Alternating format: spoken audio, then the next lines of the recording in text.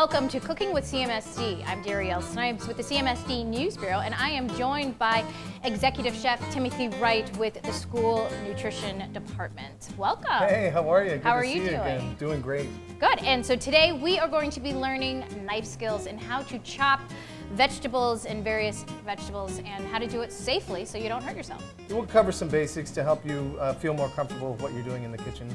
So what are the tips right off the top? So obviously you need a knife, but talk about the shape of the knife and the condition of the knife to do it correctly. Yep, so there's our knives created for specific jobs and things that take a special knife to do. If you're cutting bread, you want to use a serrated knife because it dulls a knife. If you're cutting small things, you want to use a paring knife or a smaller blade.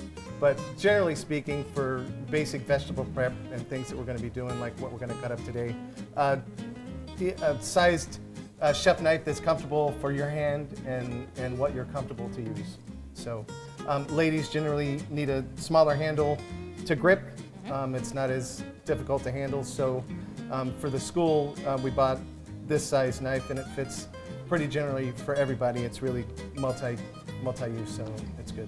And let's talk about, before we get cutting, the condition of the blade, because obviously the more you cut, you're going to dull the knife. How do you know when your knife is dull? As you're trying to cut through the food and it's not going through as cleanly and it's got a lot of resistance, and you'll know if you're starting to push too hard that you'll have to sharpen it up and create a better edge for it, because you're more apt to injure yourself when you're cutting with a dull knife than with a sharp one, because you're putting more force in it to try to cut through the item. So once you slip, God forbid, it's a more dangerous cut. So it's best to have a nice sharp knife to do that. And how do you sharpen your knives at home? So here's a knife sharpener that we use here in the district, and it's just a diamond V cut, and then you run it down the edge of the blade all the way to the tip. And it's got a guard on it, so to protect your hand as you're doing it, and just go straight down and away from yourself. So how much does something like that cost for our viewers at home? $7, $8. Oh, cool. You can get them at like restaurant supply store or something like that. They're not really expensive. And it's an invaluable tool to have to keep your knife sharp. For sure. All right, let's get chopping. What are we going to cut first?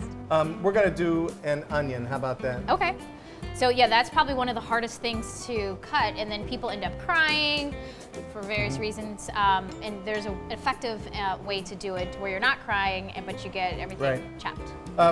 The best tip that I have for not crying when cutting onion is having a really sharp knife. Okay. That's the first best tip. Another thing, when you're cutting, one of the basics is to hold the product that you're going to cut with like a claw, like your hand is a claw, and then your first knuckle is extended a little bit so it can feel the blade of the knife when you go to cut through something. So we'll work on that as we're going through it. For sure. We're going to just cut this onion in half. Okay. And then you can take half and I'll do half. And we'll peel just the outer skin off, and then we can put it in that scrap pan. Wow. How did you do that so fast? It's magic. It takes me like 10 minutes at home. Right? Thank you. I should have gotten that towel too, darn it. Okay. So you see how the onion's shaped like a moon? Yes. If you just cut straight down, you're not going to get very good slices. They're not going to be even. So you're going to want to go around it like a rainbow. Just kind of keep that in mind as we're starting to cut through the onion. Okay. And what we're going to do is we're just going to cut strips. We're not going to cut all the way through. You're going to leave like a 1/4 inch on the end. Okay.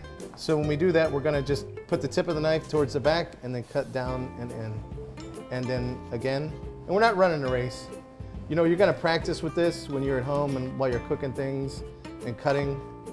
And then So what about, so I seem to cut like this. Is that bad? when you have your finger on the top like that, you lose a little bit of control. The knife can tip left or right. So I like to have a firm grip with my thumb and forefinger on the side of the blade, and then I wrap my other fingers around the Is this correct? back. Yep, Okay. it's good. Like I told you earlier, hold it like a stack of $100 bills that somebody's trying to take from you. Just do you have that control, not that you're holding it that tightly. I feel like, okay. You doing You've okay? been doing that your whole life, haven't you? I try, but I don't know. You're gonna need a little practice, but you're doing okay. A little practice. I've only been cooking my whole adult life, but yeah, okay. We both have, right? So then I want to lay my hand flat on top of the onion, and then what we're gonna do is just cut through like that. And it's kind of hard to, what if it starts like, like you're separating, is that? Just be careful Okay. and go nice and slow. Did you do 2 or 3? I did 1 Oh, to I start. did 2. Okay. You're faster than me. So then we'll do another one here. Just keep an eye on where the blade is and where the onion is so you know Okay. what you're doing. And then we're gonna just cut straight down and through to make a dice. Yep. And so you let go of the blade. I want you to feel the metal. Yep, there you go. Now you have control on it. I do. I feel the See? control. What did Janet say? Control. So another tip, what I see people do a lot in their homes or even chefs on TV that do stuff, they'll take the knife and pick up the food and then transfer it to something with their knife. That turns the edge of the blade and makes the knife dull quicker. So we use a bench scraper. So whenever you want to move a food product, just pick it up with the bench scraper and then put it where you want it to go. I'm just going to clear this off and then we'll do another Look at that. And food product. no crying. No crying. Quick and easy and nice There's and no dicey. crying in baseball. There's no crying when cutting onions. Well, that's good. All right, let's try another one. What's another hard one to manage? Do you want to try the carrot? Sure, because I'm pretty sure I cut that wrong at home. Yeah. Well, there's only ways that you do it. It's not right or wrong, I think. I don't want to be critical. So there's something I wanted to point out as well. When you're using one of these peelers, people call them potato peelers or something, be careful with this. Don't sleep on this blade because it is also really, really sharp. So what I do when I'm going to cut a carrot, I cut off both ends.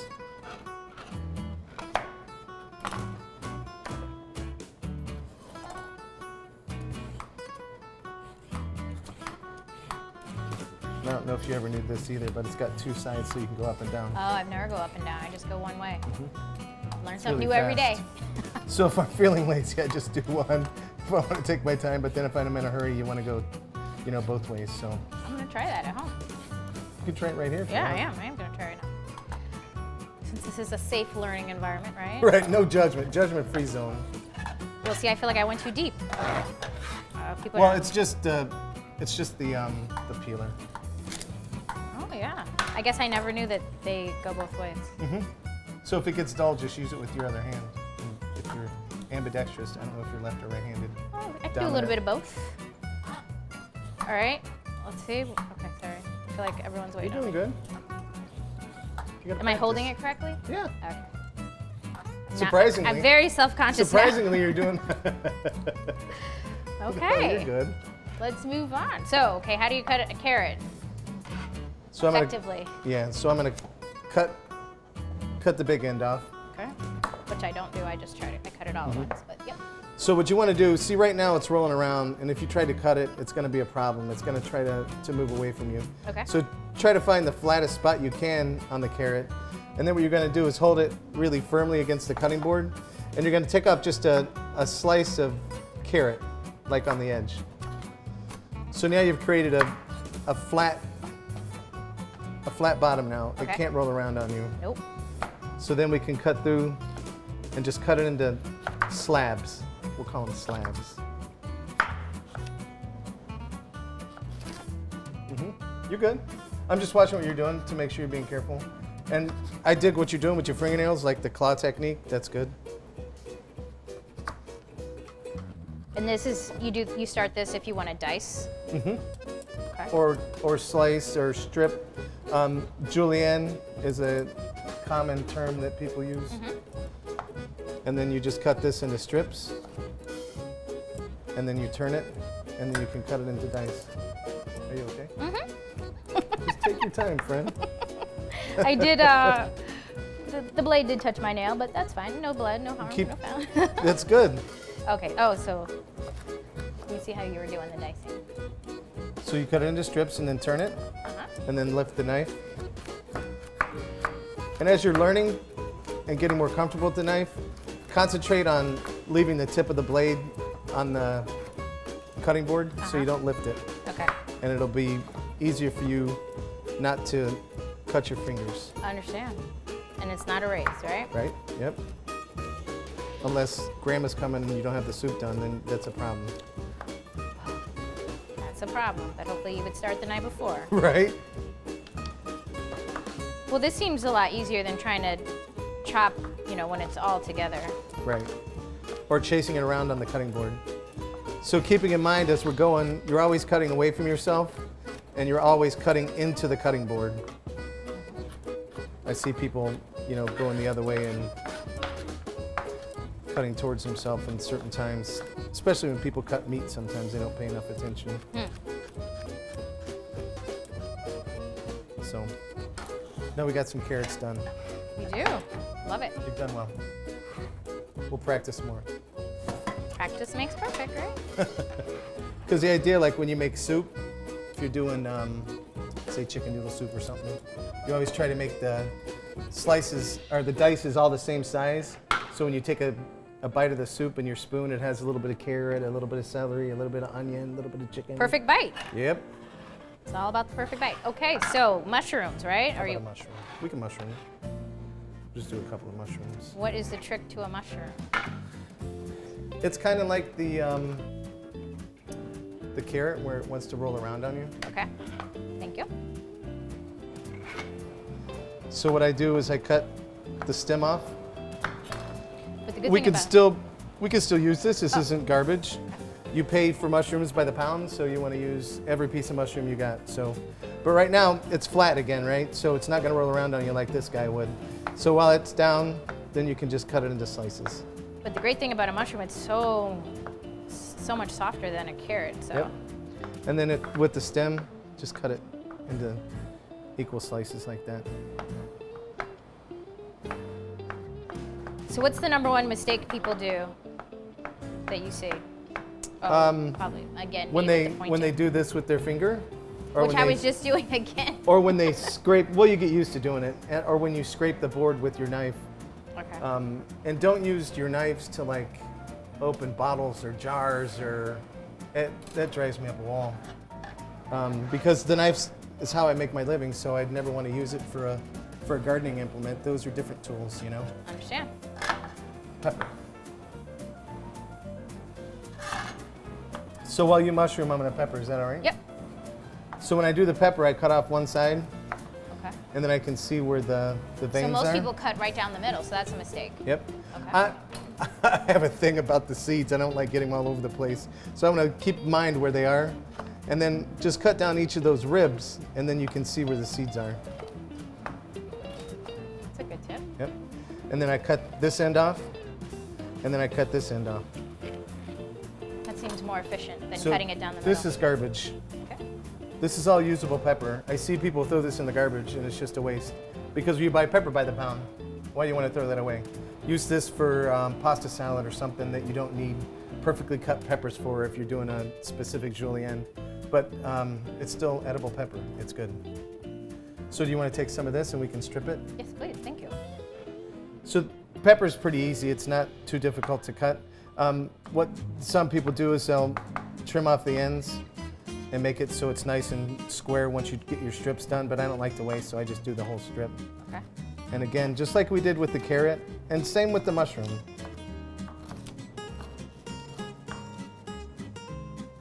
And then practicing even cuts.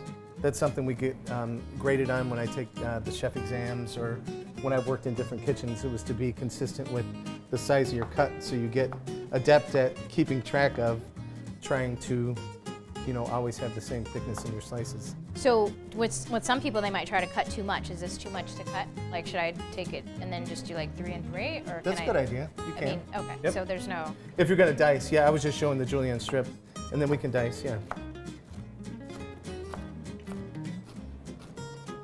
And then turn it like we did the carrot, and just line the strips up, and then down. Down, doobie doo, down, down.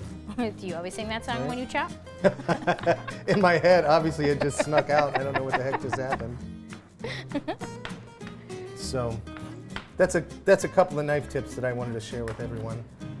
Things that I think are important when you're cutting. And I'm not being judgmental, but I always try to keep my workspace kind of neat and clean, because then you're less apt to cut Well, I yourself. don't have a pin. I know. No judgment. I was just making a joke. I don't know, that doesn't sound like a joke to me. But okay. And you're holding a knife too, that's a bad No, idea, right? you're fine.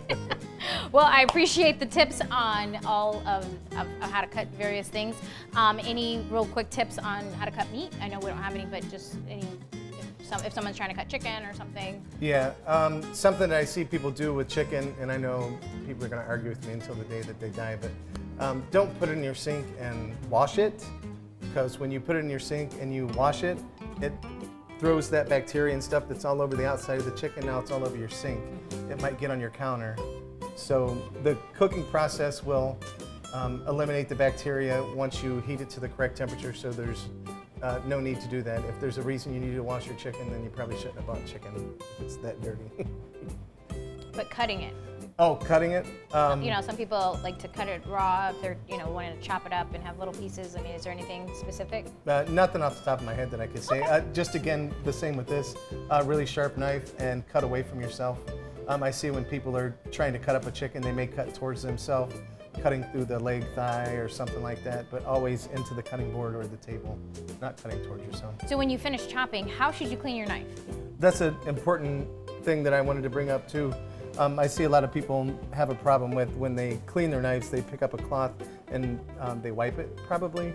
It'd be best to have your sanitized cloth on a flat surface, maybe a table or something, and then run the knife on the cloth that way. So then when you need to clean it, you know, in the sink or whatever, you can clean the handle and get that done. But in between tasks, this is good enough for what we're doing For here. sure, because if you have it up, there's a possibility you could cut your hand. Yep. So And I've learned those mistakes by doing them, so. I think we all have. Right? All right, Chef, thanks for those tips. Yes, thank you.